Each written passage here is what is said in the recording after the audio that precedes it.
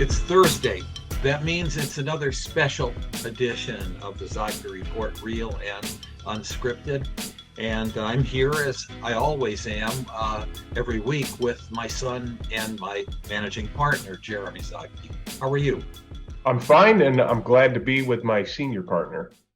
Good. It works for both of us, and our general counsel and partner Ben, who's not here, but one of these days we're going to rope him in, right? Yes. So this was a history-making week, and I got a different spin on it because we're not lawyers, and so we're not going to talk too much. I'm sure it'll come up about the actual indictment, the merits of the case, who's got a chance to win, will Trump be convicted, will he go to prison, blah, blah, blah. No, what makes this historical for me is not only that a former president has actually been indicted in a criminal court, but that as a result, he absolutely dominates the field for the GOP nomination. At one point nationally, he and his chief opponent, Ron DeSantis from Florida, were close in the polls. In fact, there were a couple of polls a few months ago that actually had Ron DeSantis with a slight lead in New Hampshire. But all that's changed. And so we started to see a couple of weeks ago Trump, heading into double-digit leads, 14, 15 percentage points over DeSantis. Reports, I think accurately so, which we discussed last week, of DeSantis fading in the polls, maybe fading at this point in time in his candidacy. But since news has broken out that Trump would be indicted, so late last week, the three polls that have been taken now nationwide show Trump in the Republican field, not only leading DeSantis by 30 points, and with all other candidates in pretty low single digits, including the former vice president, Mike Pence. But in addition to that, in a multi-candidate field, Trump with over 50% of the vote. That's just absolutely amazing. And to underscore that, you see virtually, which means not every, Republican congressman, woman, or senator lining up in support of Donald Trump, even his chief opponent, say on Capitol Hill, Mitt Romney, saying, no, he's not fit for office, but this whole thing is a joke and a legal stretch. So that's the topic I want to talk about. I'll throw it to you now, and then I'll comment, unless you want me to continue first. But why? How? What is it that Donald Trump has that captivates the Republican Party so much? And I might add, those same polls nationwide show Trump actually leading Joe Biden anywhere from 2 and 4 percentage points up to, in Rasmussen, 7 percentage points. So bad week legally, let's say, very good week politically for the former president. Yeah. I'm listening intently, and I'm reminded of the Likert scales in our polls, where there's very and somewhat on both positive and negative. And I mean, the point that you brought up is, not only does Trump lead DeSantis double digits in pretty much every poll over the last couple of weeks, few weeks, but even when you throw in 6 or 7 other candidates, he still does. So what is going on is the first question that you're wondering about. And so you've got the dedicated MAGA, right? I mean, it's almost cult-like. They it's not my purpose to give it validity or not, but not only do they believe in him, they espouse his values. They kind of feed each other, and I guess you could say the other side of supporters, the somewhat intense or somewhat support camp, for them, my interpretation of that is Trump is proven. He's tested and proven. In other words, the United States banking system and inflation are these headwinds. We're kind of staring into the abyss of economic turbulence and uncertainties. And voters know that when he was president, the economy was more stable before COVID. There was more business activity. And so I think those who are somewhat in his camp either believe that the Trump presidency is better than a Biden presidency, better than a DeSantis presidency, because there were economic results during a good deal of his first term, his term. And then also on the foreign policy front, Ukraine was really not something. There was no war in Ukraine. There was fighting in Ukraine, but it wasn't taking center stage. It wasn't turning into a European theater that can spiral out of control and bring other nations in and lead to a world war. We're talking about the brink of World War III, and that wasn't happening. And so this isn't my endorsement of Trump. This is my understanding how he's hanging on. Contrast with what's going on in the media, indictments, raids. He's a criminal. We're going to bust him. He's corrupt. He's the worst president ever. And so there's some real dynamics at play. The thing that I would look for is, right next to or just as important in the poll numbers is the intensity factor. If you really look at the political landscape and you try to understand the two major forces butting heads at loggerheads, it's woke and it's MAGA. And they have considerable followings in their respective camps. The question is how much more intense are those going to be, where the very support, the very favorable, then start to draw more in of the somewhat. That's the trend to look for, because that's when political warfare intensifies. If that starts to reverse course, now you have a vacuum for other candidates to come in and offer a differing message. So okay. All right, good. I mean, good explanation. Here's mine. The Trump phenomenon was inevitable, and the movement is not new. We go back to 30 plus years. Ross Perot, Pat Buchanan, pretty much representing the nucleus of the same anger and rage, the angry white male, the displaced and dispossessed and angry white middle class, the loss of the familiar. By the late 80s and early 90s, we've got a transformed economy, from manufacturing to informational, and that caused a lot of dislocation. We tracked, even way back then, the phenomenon of people not only losing their jobs, but working at jobs that paid less than previous jobs. So one aspect of the familiarity is that declining material American dream. No, I'm not heading in a better direction, and my kids probably are going to be worse off.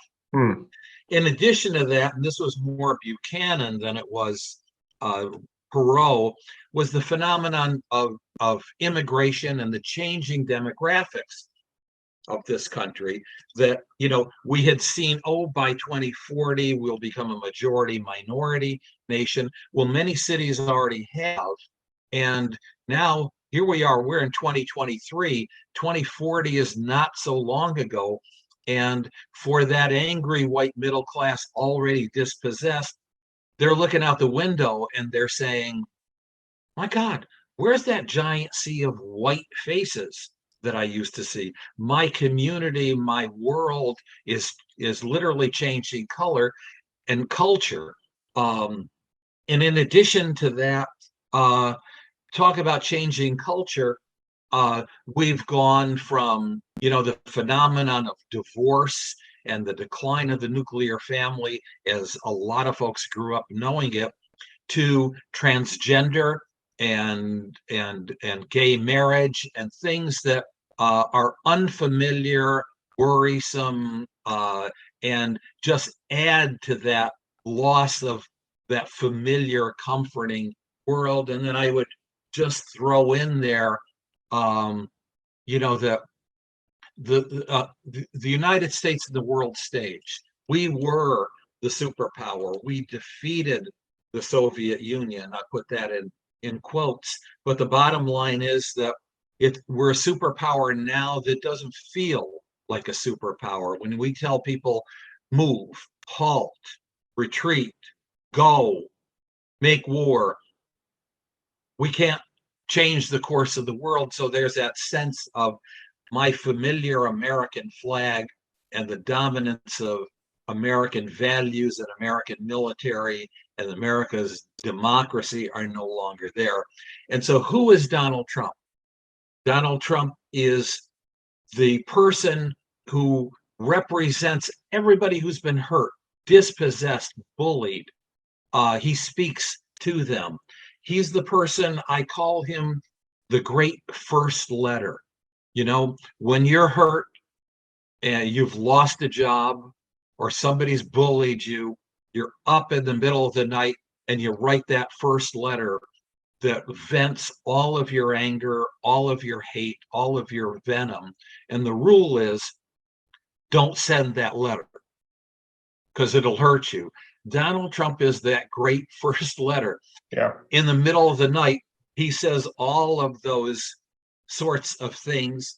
And to this solid base, not a basket full of deplorables. Let's understand, people have been hurt and people have been dispossessed, and they've entered a world of great change that is familiar and worrisome to them. And Donald Trump represents them. Yeah. Oh no, that's a wonderful portrait, and I would just like to add to that portrait that the amazing thing about American elections and American politics is how dynamic it is. Mm-hmm. There's all of these different currents and trends as the backdrop. But when we were coming back from Washington D.C. just a couple of weeks ago, driving back through southern and central New York, it dawned on me. I said, Dad, race is important, gender is important, class is important. I feel like academia and journalism tend to focus the most on those dichotomies or those themes, whatever you want to call them. But the one big forgotten one that's so, should be so blatantly noticeable, but is lost in all of this, is the divide between cosmopolitan or urban mm-hmm. and rural. Absolutely. Because if you look on a political map, right, and you see the swarm of red and how much that still is America, and although you contrast that with the urban, which is much smaller, but in terms of area, but as populous, more concentrated, that's the real, I think that I don't want to say the real, but one of the most important driving factors in all of this is that, if you boil that down, these are folks who have to get up at 4 or 5, 6 in the morning when it's dark out, when it's cold and miserable in the worst conditions, and they have to go to work, and they don't have, when you work in a farm, when you work as a mechanic on a farm or you work with your hands and you have to show up to work, you don't always have time for an existential crisis. Mhm. You know, I mean, that is quintessential suburban and urban life that has that can go through those motions of life. But when you're working 13 or 14 hours on the farm and you have the flu and you can't even sit, you can't even lay in bed, right? That's the America that's being hollowed out. That's the America that's being forgotten. And when you have an individual who can cater to that or arouse that, I mean, it should be really no surprise. But I am just baffled by how much we ignore and don't understand rural living and rural life and rural culture in this country. You know, when Hillary used the term the basket full of deplorables and to describe the Trump phenomenon, I really cringed because it's not only rural America, it's small town America, and to a large degree, folks in urban and suburban America.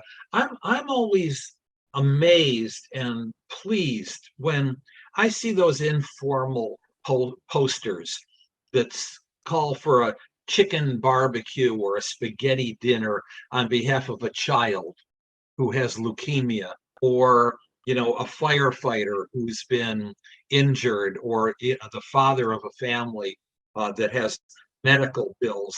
And here's a community coming out and rallying, on their behalf, spending $15, $20, which becomes a lot, but and you walk in there and nobody says, did you vote for Biden or Trump? Because that's not what most folks are all about. I think, as you've pointed out, I hope I'm capturing what you're saying, that's the media story. Yeah. The real story are the daily sacrifices, the real concerns, for other people. And the fact that whether it's red or blue, gay or straight, or non-binary or whatever, we're still fundamentally really good people, and our politics just doesn't reflect that anymore. No, it's warfare, and that's what and I didn't want to talk about this, but I will, because it's a good segue. But if you try to analyze these situations from the lighthouse, right, you get a different picture than when you're assessing it amidst the turbulent waters. But the view from the lighthouse is woke and MAGA are increasingly, inserting their tentacles into this American landscape, and they're initiating deeper and deeper and deeper their followers into those realms. And just think of that language and what that means and what that implies. I think as I already said, I think the major thing to watch for is that going to get old, or is that going to intensify? I certainly hope the former. What do you think? I'm still the optimist in the room, and I'm going to end on a simple note. This weekend, of course, is Easter and Passover, and we're in the middle of Ramadan as well. But once the holidays have passed, I'd like to assign all of us, those of you who are listening, watching, reading, Jer, you and me, to let's take a ride out there and find one of those posters sometime in April, where there's a benefit dinner, a volunteer fireman's fundraiser or something, a barbecue, a spaghetti dinner or something. Go to it, and you'll find that you'll feel a whole lot better about your fellow citizens, and a whole lot better about yourself as well. So I'm going to wish a happy holiday and also make that assignment. And that's something that I'm going to do. Maybe our families can do it together. Yeah, well, I mean, those communities are just 5 minutes away from us. So yeah. So happy Easter until next week. I love you. Take care. Yep. Love you too. Bye-bye. Bye.